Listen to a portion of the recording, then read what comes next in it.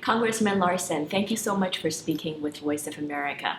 It's my pleasure. It's a great service to the country, VOA is, and I'm glad to be part of this. Thank you. Congressman Larsen, you are the co-chair of the U.S.China Working Group, which you co-founded in 2005. What is the purpose and what is its top priorities at the moment? Well, the purpose of the U.S.China Working Group was to create a space in the U.S. House of Representatives for members of the House to talk about the various relationships that the U.S. and China have, to educate ourselves on those issues and those relationships, and then, when appropriate, to offer suggestions. Top priorities this year are to both understand the U.S. administration's policies towards China, which are slightly different than previous administrations, as well as educate ourselves on the new 19th Party Congress that's taking place in China and what that might mean, what change in leadership or the consistency of leadership might mean for Chinese policy towards the United States. What have you learned about the 19th Party Congress so far? That it's happening. It's going to happen. It's likely that Xi Jinping will continue as president.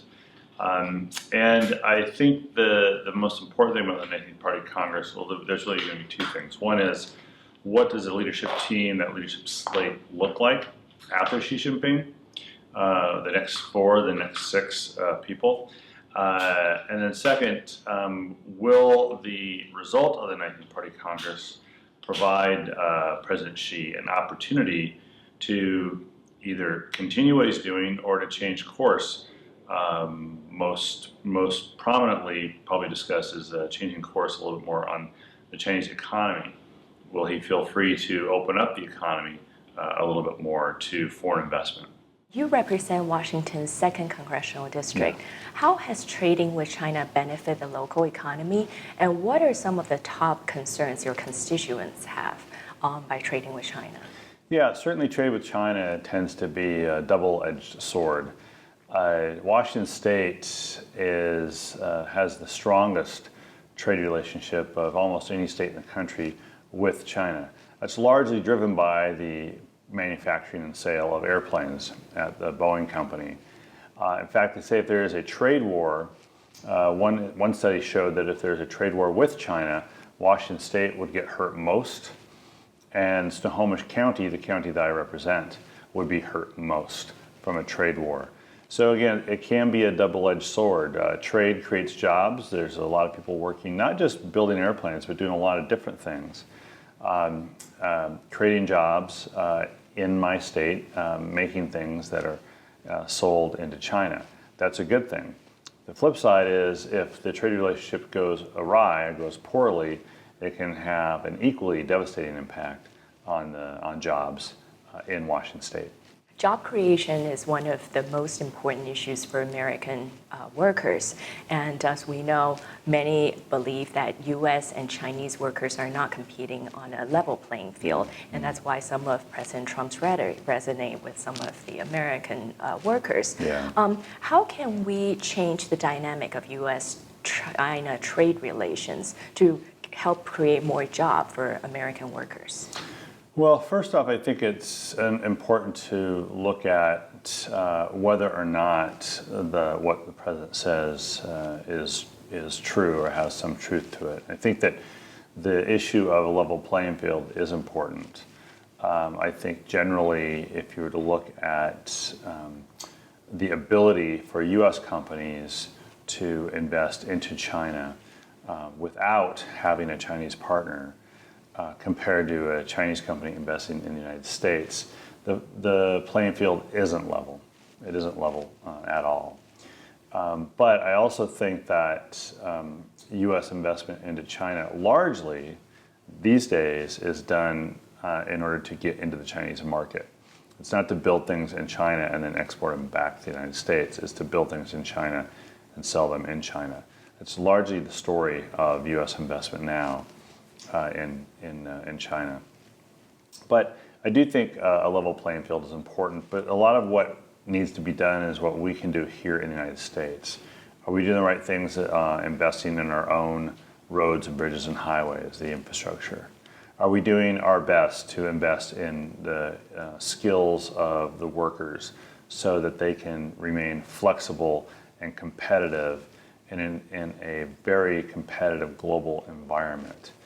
And then finally, I think that it's important, and where I agree with the president, is trade enforcement. It doesn't do a lot of good to have rules of trade if you don't enforce those rules of trade. And so taking some targeted trade enforcement actions that we can back up to show our seriousness about the importance of playing by the rules is important. That the U.S. plays by the rules, that China plays by the rules. So trade enforcement, I think, is a pretty critical aspect of showing American workers that we're both serious about trade with China, because it does creates jobs, but we're also serious about China playing by the rules that everyone else agrees to. China seems to be on a buying spree of U.S. companies in recent years.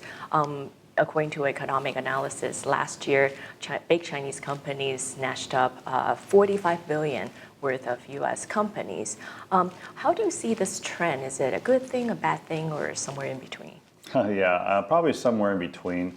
The truth of it, in my view, I would say that the flow of capital, the ability to invest in countries, is important. It is critical to ensure that capital is going to the place where it can most efficiently be used. The reasoning behind that investment is important, though, as well.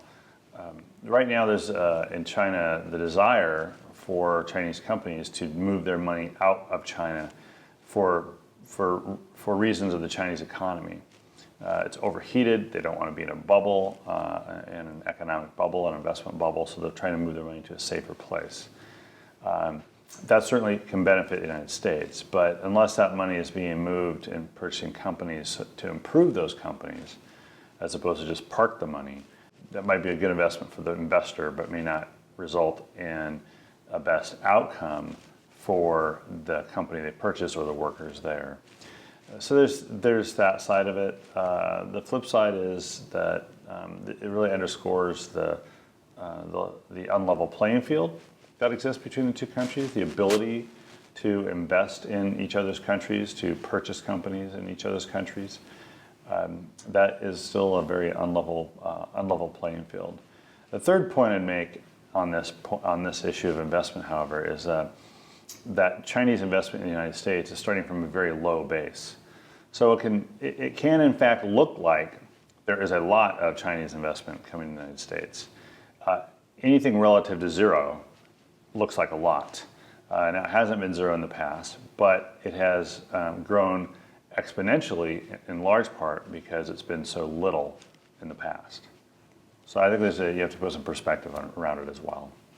Many are particularly concerned about when Chinese companies buying Hollywood or technology companies. Do you think there should be more scrutiny when Chinese companies purchase U.S. companies, especially when some of these companies have direct link to Beijing? Do you think the current review process is enough?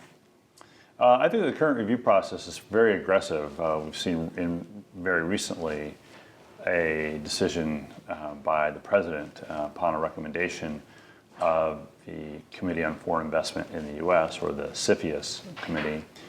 We've seen the president take that recommendation to turn down an investment in the United States. So that process does work, but that's pretty rare when that happens. For the most part, Chinese investment in the United States does occur. But I think on the technology side, it's much more sensitive than it is on the entertainment side. Chinese companies investing into Hollywood or investing into theaters. American theatergoers, moviegoers, will see almost anything, but they won't go see really terrible movies. And so if you want to make, if Chinese companies want to buy into Hollywood and make really bad movies, they're going to lose a lot of money pretty fast. On North Korea, you are the senior member of House Armed Service Committee, and now the tension runs high. What do you think the U.S. can do to pressure China to do more in North Korea? Well, I don't think it's really just a matter of the U.S. pressuring China. I think it's a matter of the United States trying to find a way for China to participate in pressuring North Korea.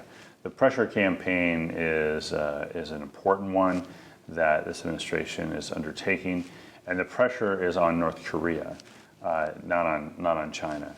I think the United States can do a better job of trying to demonstrate to the Chinese leadership why it's in the Chinese government's and the Chinese people's interests to pressure North Korea. We don't want China, that is, the United States doesn't want, the Chinese doesn't want a nuclearized peninsula. But that's where it's headed, and that's not in the U.S. interests, and by China's own words, is not in Chinese interests. So I think it's less of a matter of pressuring China than it is a matter of demonstrating to China what is, at least how we see, how it might impact its own Chinese interests for North Korea to continue on its current path. President Trump is scheduled to visit China in November. What is your expectation of his visit? I honestly have very low expectations of the visit. I think it will go well. I don't think it will go poorly. But the administration has really settled on kind of two issues in its relationship with China. One is North Korea, working with Chinese, with the UN, and as well directly bilaterally with the Chinese to try to continue a pressure campaign on North Korea. And the other is on trade. But it's not a trade from a broader trade perspective. It's trade from individual complaints or individual issues that the U.S. has with China. So I think, honestly, we're not taking a very broad strategic relationship view of the U.S.-China relationship under this administration. I think that's to our detriment. I think that favors the Chinese desire for that approach. So I'd like to see that aperture, if you will, widen to include many other issues, climate change as a for instance, cultural exchanges as a for instance. But presidents get to decide how they want to approach foreign policy, and Congress can provide advice and do some other things. But I think because the issues are so narrowly defined, big issues as they are, narrowly defined, that that my expectations for outcomes are not all that great. Lastly, what is your message to our audience in China? What is your hope for U.S.-China relations going forward? Well, my hope for your U.S.-China relations going forward is that despite some ups and downs in the relationship since the opening up, largely the relationship has gone up. It hasn't been a consistent trajectory up, but over time, we're at a better place than we were in the past. And I want to see that continue. I think it's a positive for the U.S. people to do that. I think it's a positive for the Chinese people, for the relationship to continue to increase. I think it's one that's going to be based on mutual trust and mutual respect. I don't think, though, that we should necessarily forget that we have differences. Every country has differences with each other. The U.S.-China differences shouldn't be swept under the rug. We should embrace them and try to work through them, while also understanding that we have things that we need to work together on in our own interests. So I think it's good, and it can always be better, and we shouldn't be concerned that it's not better. We should be concerned if we stop trying to make it better. Thank you so much, Congressman Larsen, for your time. Yeah, thank you very much. Thank you.